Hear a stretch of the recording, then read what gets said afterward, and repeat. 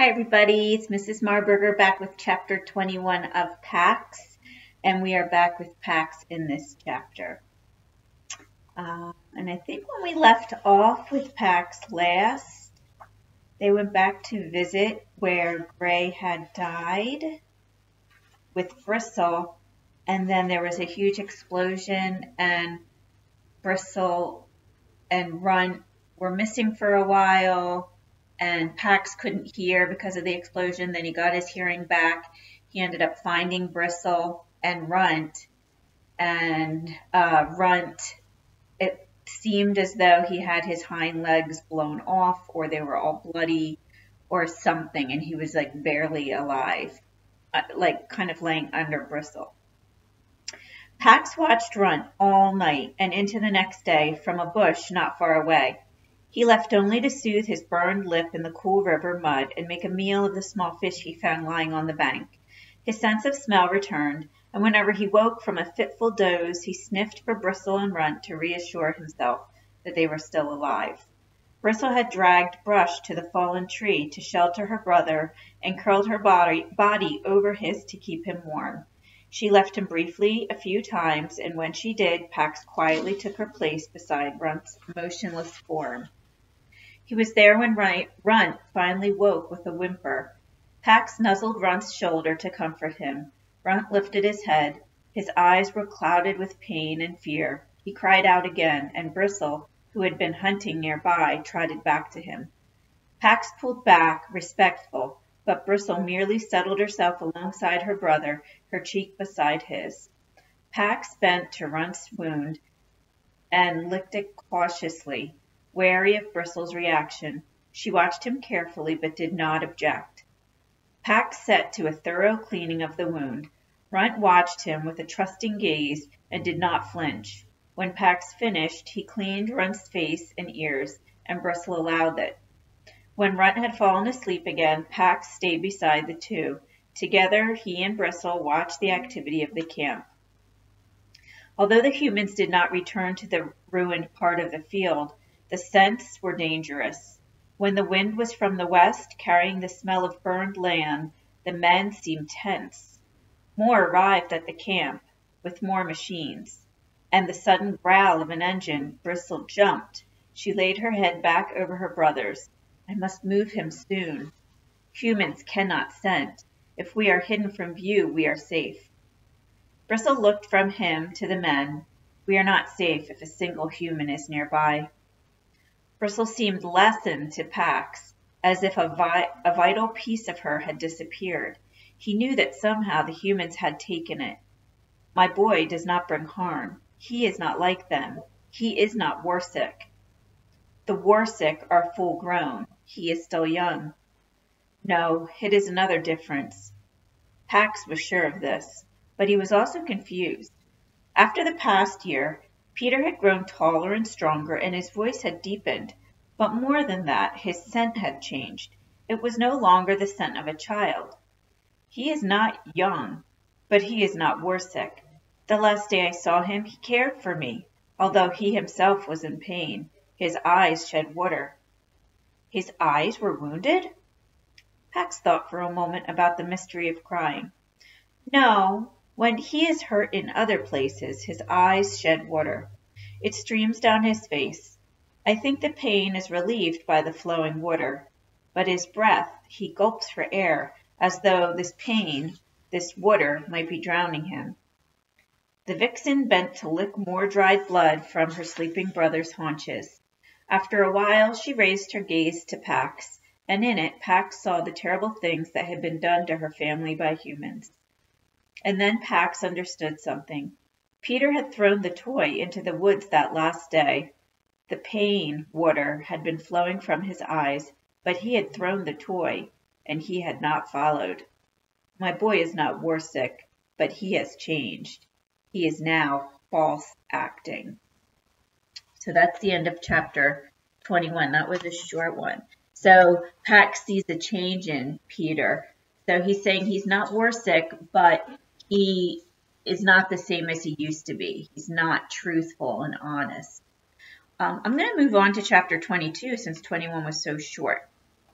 Chapter 22. Peter lit the 4 big lanterns, hanging from the barn rafters.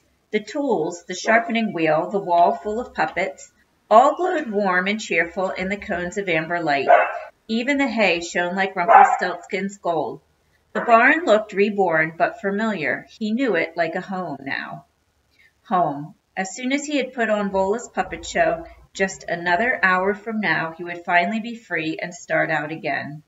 He lit the 2 small lanterns near the stage and lifted Sinbad from the wall. Showtime! The marionette's black eyes looked at him blankly. Peter checked the joints, still amazed that Vola had taken the puppet apart just so he could learn its secrets. And suddenly Vola's secret philosophy card had flashed in his mind. I would have been a good teacher. She was right about that. He thought about how easily she suggested techniques in his drills without making a big deal of anything. How she had him watch her while she carved and then let him figure out things for himself. How she had asked questions about everything and didn't answer for him. But she was all wrong about being too dangerous to be near people. Anyone who knew her would tell her that. But the problem was that no one knew her, except maybe him. He hung the marionette back on the wall. I think, Sinbad, I'm going to give you the night off. He went outside and fished a wrist-thick limb out of the brush pile. Back inside, he sawed off the ends and nailed on a base. He lashed the rock's tin bowl nest to the top and then fixed it on the stage. And next he lifted the sorcerer's puppet from its perch and unscrewed its left leg. Ready? Vola called out. Peter climbed the stack of hay bales he had set up behind the stage and picked up the sorceress's controls, surprised his hands weren't shaking, because suddenly everything he had been so sure of an hour ago now seemed like a terrible idea.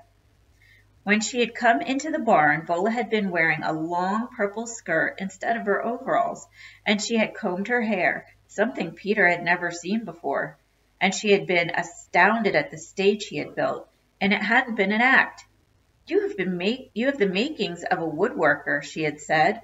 If I were in the market for an apprentice, I would offer you the spot.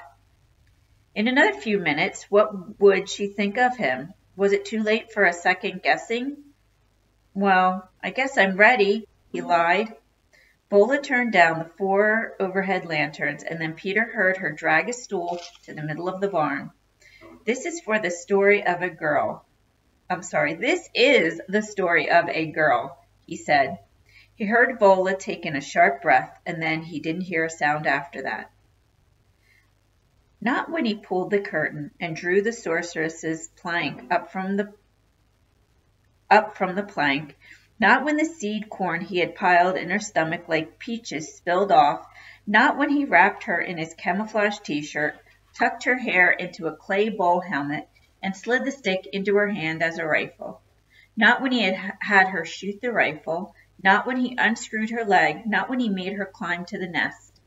Peter had expected a protest when he lit the nest on fire, but still Vola didn't make a sound, and just as he had practiced, the fire was only a momentary flame as the handful of wood shavings in the bowl flashed up, just enough time for him to take off the marionette's army uniform. He drew her up out of the nest and eased her to the stage, where he had propped the child puppet beside his carved fox. He had her bend low to the child and then turn to stroke the fox, and then he pulled the curtain. Peter hung the controls. He waited, but still there was only silence. He stretched to look over the stage. Vola stared straight ahead, right through him, her face as rigid as it had been carved out of wood. The tears streaming down her cheeks gleamed in the flickering light. Somehow they only served to make her look noble. I'm sorry.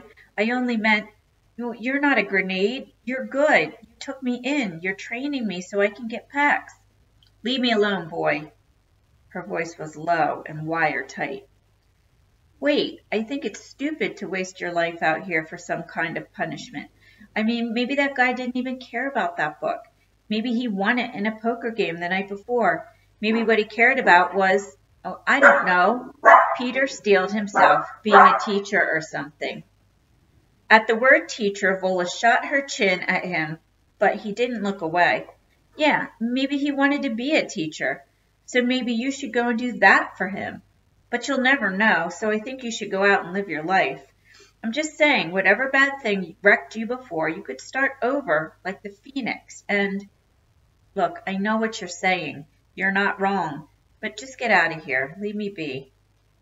Peter started to argue, but his words withered at the sight of her sitting so still, head so high and tears now rolling down her cheeks. He wrapped the sorceress's controls and then climbed down from the hay bales and picked up the crutches. The silence of the barn felt enormous. Okay, he said, just to break it. The walk to the cabin in the dark took forever. Inside, a covered plate rested on the counter. He slumped against the door frame, washed in guilt. Vola had made it up for him from the dinner leftovers. You pick this chicken clean later tonight, you hear me?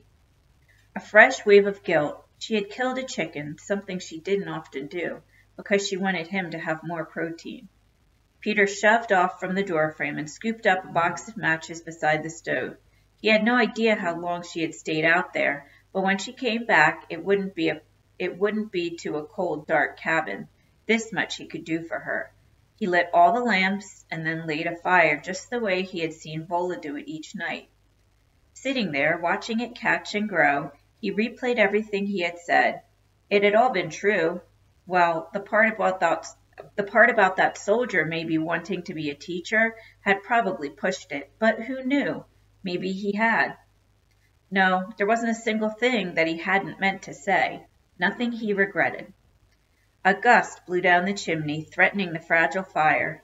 He reached for another section of newspaper, and as he crumpled it, a headline caught his eye. Forces prepared to engage. Area to be evacuated. He flattened the sheet and read. He studied the map, unbelieving, and then he grabbed his crutches and pegged out to the porch so fast that Francois scrambled from his nest and shot out into the night. He jammed his clothes into his pack and then he looked around.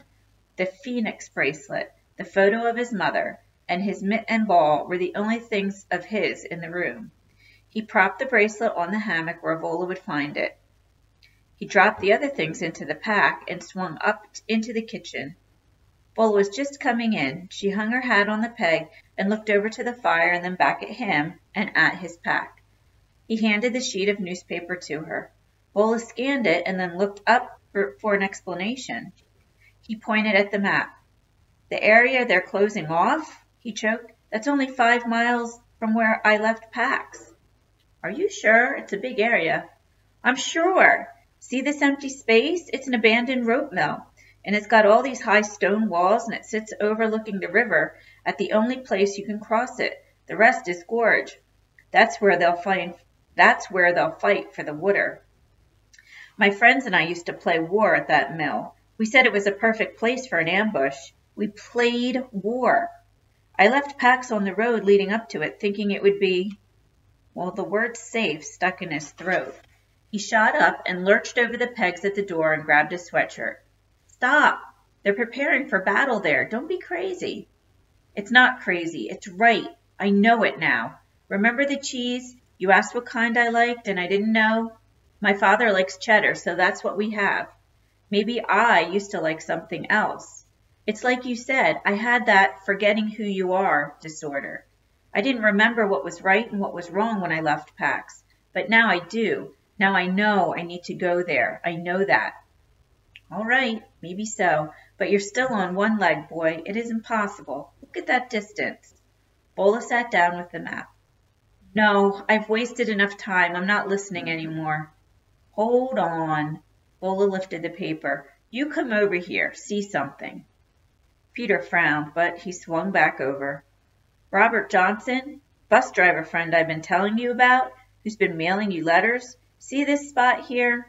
She tapped the top left corner of the map in the article. That town is the final stop on his route.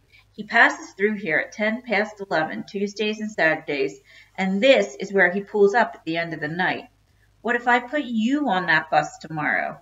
Seems like that would save you at least 250 miles. Leave you out about 40 to cover on your own. You listening now? Peter dropped his crutches and sank into the chair, jelly-legged with relief. You do that for me? Only 40 miles? That's nothing. No, 40 miles across woods and hills on crutches is not nothing. 3 days at least. I'd figure it'll just about kill you, but I think you can do it. So you'll stay here the night now, deal? Peter took her hand and met her gaze. Deal. Looking at Vola, her face still tear-streaked from what had happened in the barn, he knew he couldn't leave things as broken as they were, and he didn't have much time to fix them. Deal, he said again, on 3 conditions. Oh, brother, now he's going to give her 3 conditions, just like she gave him. All right, that was chapter 21 and 22. Sorry about the barking dogs.